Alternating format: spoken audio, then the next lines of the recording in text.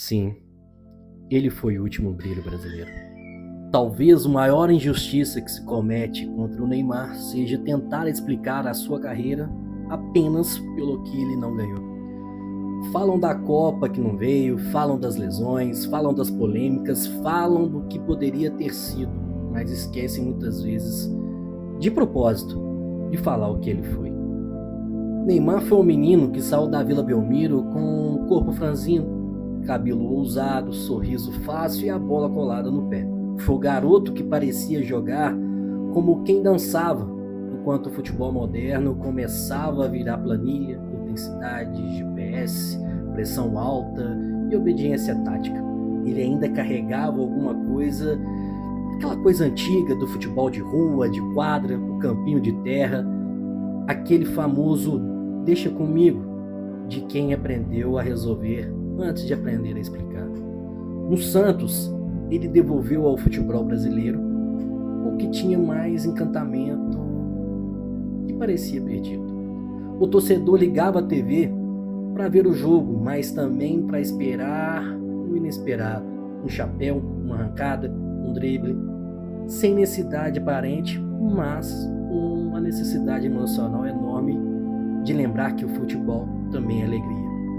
E talvez por isso o Neymar tenha incomodado tanto, porque ele nunca foi apenas eficiente, ele era provocativo, ele era plástico, ele era exagerado, ele era brasileiro demais para um futebol que começava a premiar quem errava pouco e punir quem tentava muito.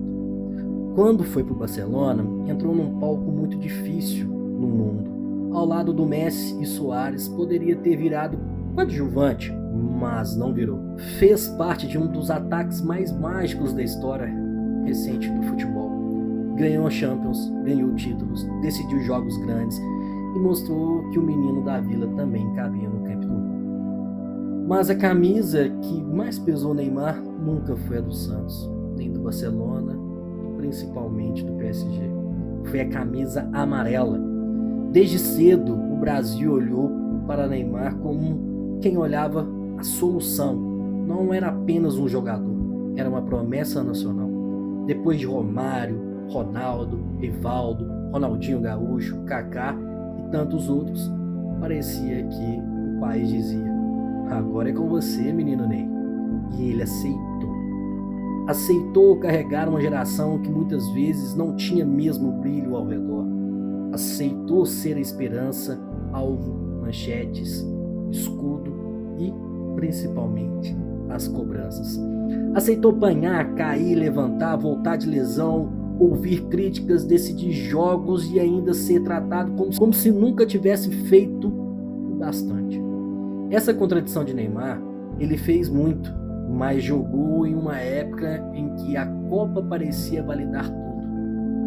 Só que o futebol não vive de taças, o futebol também vive de memória. E quem viveu Neymar sabe, havia algo diferente quando ele pegava na bola. O estádio mudava de respiração, o marcador recuava um meio passo, o menino no sofá inclinava o corpo para frente, o pai chamava o filho: vem ver esse lance.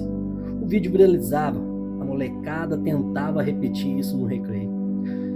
Neymar foi, para muitos jovens brasileiros, a prova de que talento ainda pode abrir caminhos. Que o moleque magro, ousado, criticado e diferente podia chegar ao topo sem deixar de ser quem era. Ele ensinou uma geração a usar chuteira colorida, comemorar dançando, pedir a bola, chamar a responsabilidade e ainda acreditar que o futebol podia ser mais do que resultado.